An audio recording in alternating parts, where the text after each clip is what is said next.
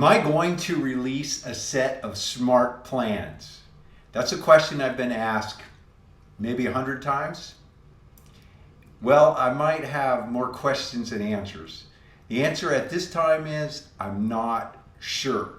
I'll show you where I'm at so you know what I'm thinking. So this is the last day of 2017 and I am getting ready for the Seahawks game. If we win against Arizona, which is a good chance, and if Carolina beats Atlanta, we're in the playoffs. I hardly ever root for Cam Newton, a fantastic super player, but usually I'm wanting him and his team to lose. This is the one time that for 3 hours I'm going to be rooting for Cam for his dives and his Superman, and he's a fantastic athlete and I want him to win. I want his team to win. So that's coming up quick. But while I'm waiting on the game to get started and listening to all the pre-games, I've been working a little bit on looking at the smart woodshop plans to see where I'm at and what it's going to take. And so I'll show you where that's at.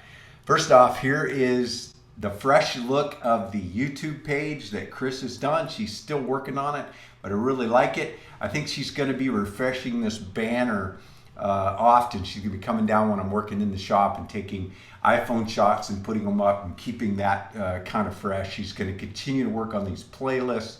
So I'm pretty excited. It's nice that we're going to go into the new year with an easy format for you to be able to find the videos. I think I'm at 582 videos, not counting this one. So we're about 18 from hitting 600 videos. So this is really helpful. And I am grateful that she's done this on your behalf. Sketchup is not where the plans are built. First, I have to get the model right. And then I have to take it into layout to create the plans. And layout is where I do the notes and the details and the dimensioning and all of that kind of stuff. So the model is pretty good. This is the model that I used to create the plans that I used to build the woodshop that you were able to follow along in that 33 video series, as well as all the other auxiliary videos that I did along the way, plus the deep dive tour.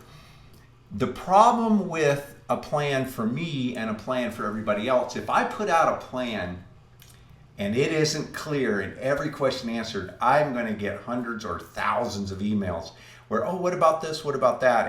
And I just don't have the time to go and answer every one of those. So I need to spend the time up front answering the questions before they're asked. The plans have to be thorough, they have to be accurate, they have to be detailed. So the first thing I need to do is, now this is built and I've had to make some changes because of issues that came up. And one of them was these tall cabinets with the deep drawers. I designed them and you can see how they lay out with everything else. Well, I had a problem. And I did a modification in the field. And that is a big issue and important for me to maintain in the plans, is that all the drawers will fit in any of the cabinets. Well, I had to take 2 of these drawers and cut them down because I had to put a stiffener, because I found after I had the cabinets installed and loaded that the sides spread just enough that the couple of drawers in the middle dropped down. And so I had to put a front stiffener. I had a back stiffener already, but I had to put a front stiffener in horizontally, a 3/4 inch piece. Well, that meant that the drawer nearest there had to be cut down on both cabinets. And I don't want to do that. So that means I need to make these taller by 3/4 of an inch, and I need to put a spacer or a stiffener structural member about in the middle, and that means that the dado jig that I made will need a modification, because that means the layout is going to be, the first lower section is going to be a certain spacing, and then it's going to have to skip 3/4 and have that spacing continued above that. Now there's an easy fix for that. I'm just going to take the starting strip and make it 3/4 of an inch shorter, and then to start with put a 3/4 inch spacer in, do the first half, then remove that spacer, slide it up tight, and that'll automatically register it for the other. So I've got, but you know, I've thought about the fix, but I still have to go in and change that.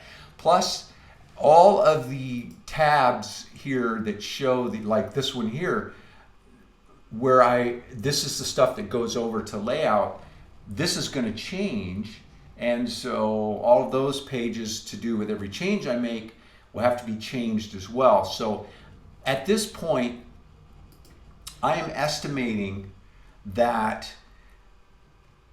minimum to get these ready for you guys, if I do it, if, I'm looking at maybe about 100 hours. And so that's 100 hours of real work time.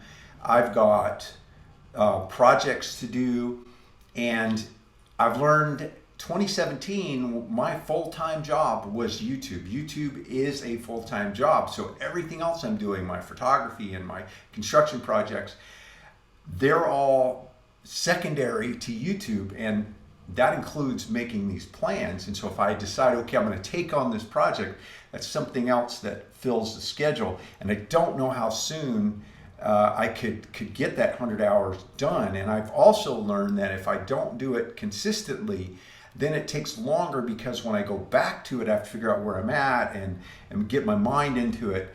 So I'm going to start by fixing this one problem. And I already started, and then I decided to make this video. So I've created a copy of this cabinet that I have to work on, that I have to fix. And I've already separated the side that I'm going to have to repair or modify. The first thing I want to do is, I know that I'm going to add that 3/4, and I want all of these drawers to still fit. So that means I need to grow the side by 3/4. So I'm going to come in first, and I'm going to come up here, open up that. I've set this up as a component. So I'm going to hit my P key for push pull, and I'm going to come up, and you can see if you look over to the left side there, the other one's growing too. That's because it's a component. Components are just that. Every instant, if I do a component and then I copy it and use it in multiple places, any changes to the one changes them all. So anyway, I'm going to type in 0.75, enter. And so now I've grown that by 3/4. And the next thing I want to do is find out about where I'm going to put that spacer. So I'm going to come in here, and I'm going to hit my T key for tape measure. I'm going to just put my tape measure on the bottom, not in the center. You don't want to do that, it doesn't work there, but anywhere not in the center or not on the end. And I'm going to come up in the blue direction, and I can hit the up arrow, and that'll lock it in, but I'm already there. And so what I'm going to do is just kind of go up until I see that dot, and that means that's the middle. So I want to be about there, but not exactly there. I want to basically be where an existing dado is, so you can see that it is a little below that. So I'm going to go, I know that's about the middle, so I want to be, so I'm going to hold shift to lock it in. And so now that I have that one, I'll come around. My reference point is where I actually want it, is right here at the bottom of this one. So I'm going to hit my tape measure tool, and I'm going to click on that. Okay, so that is where I am going to put the top of the, or actually the bottom of the spacer. So the 8th one and up. So again, I'll go back to this. I'll show you, you have to be straight on, because I want to grab all of those. So 1, 2, 3, 4, 5, 6, 7, 8. So starting with this one, I'm going to hit the spacebar key. I'm going to get into that group, and now I am using my tool. I don't want to grab the top. I want to grab everything beneath that. And again, I'm going to double check 1, 2, 3, 4, 5, 6, 7, 8. That's the 8th one. And I want to move that up the 3/4. So I'm going to hit the M key for move. And it doesn't matter where I grab, anywhere on the blue. And I'm just going to move it up in that direction. Click. Or I don't even have to click. And I hit 0.75, enter. So I'm going to grab this, move it over. orient around. Let's look at the straight on view again. And visually, and I'm going to move these four drawers up to that position. So I've moved them all up that distance. And now it's created me this gap. And now I need to move this and this up that 3/4.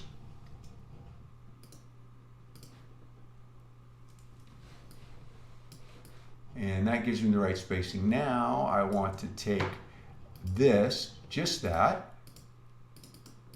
and I'm going to hit the M key and the Option key to get a plus, and I'm going to grab there, and I'm going to take it and put it right at the bottom of that drawer.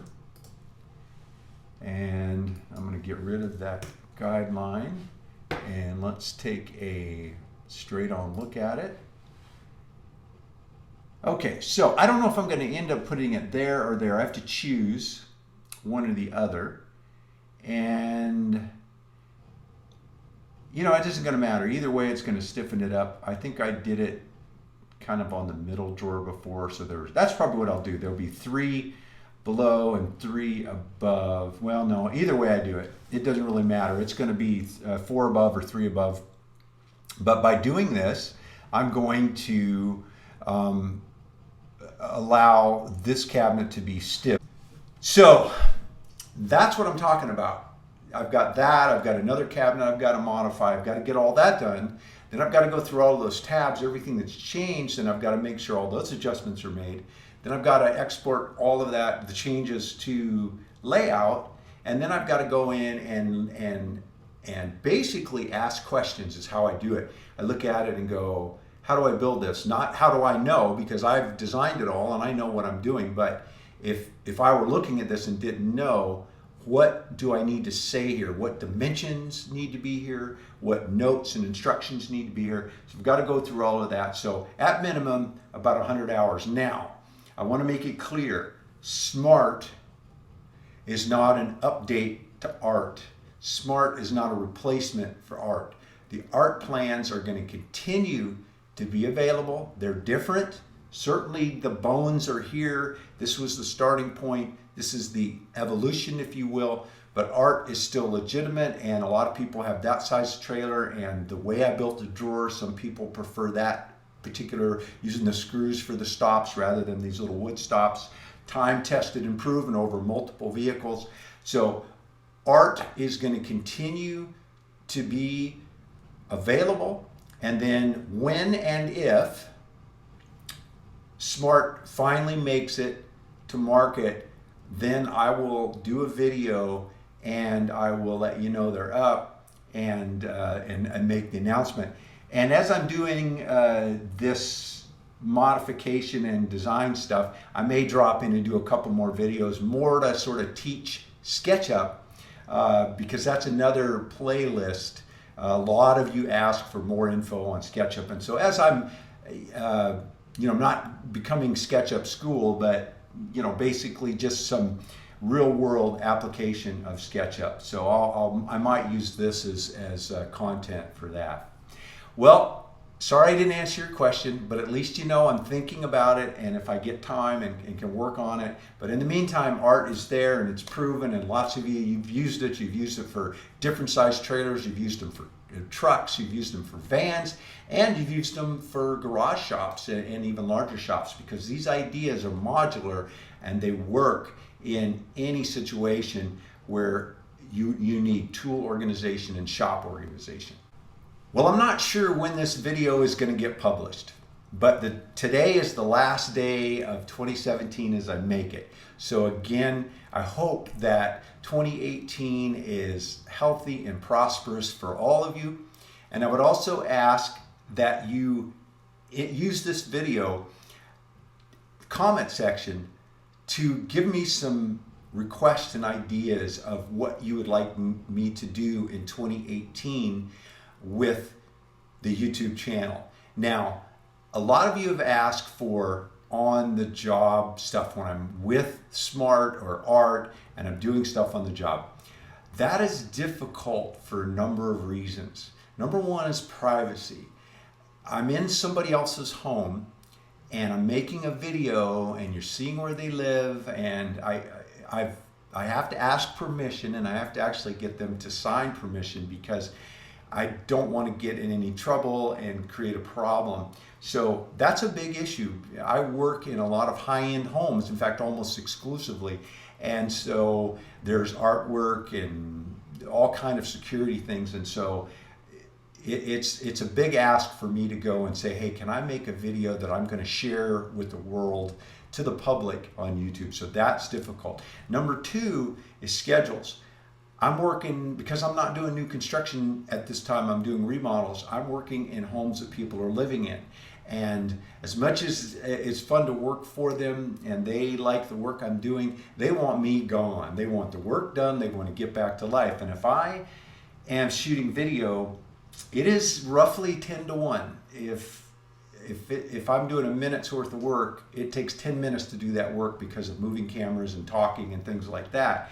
So that's difficult. Now, if I pick up a house that I want to fix up and sell, a flip, that's my own deal and I don't have to ask permission. And if I want to take extra time to make content for YouTube, so I may do that this year. I've looked around at properties, and right now everything is so elevated in price, there's not a lot of room to make any money from fixing things up. It's almost like they're selling them in the condition they're in with everything sucked out. So if I put $30,000 into them, then I take what I paid and the $30,000, and that's all the place is worth. So I'm looking around for opportunities. So they'll come, the market will soften up, and I'll have some opportunities. But beyond, having it on the job site at somebody's house doing work, other projects, particularly maybe things I can do down in the shop, maybe more controlled if you want to see how I do certain things or certain techniques. I do this stuff all the time, and sometimes I don't think about, I think, oh, this is easy, or anybody can do this, or who cares about this? But if you care, make comments, and I'll read the comments, and I'll look around for, if there's a lot of comments for a particular technique or tool, if you want to see how I use a certain tool, if you've seen me use it but you want more, a deeper dive into the tool. Well, if you like this video, give me a thumbs up. If you want to follow along with what I do in 2018, be sure to subscribe. And also, if you want a set of the awesome rolling toolbox plans or one of my workbench plans, you can click on the link right here in the video. Thanks for taking the time to watch. Have a great day.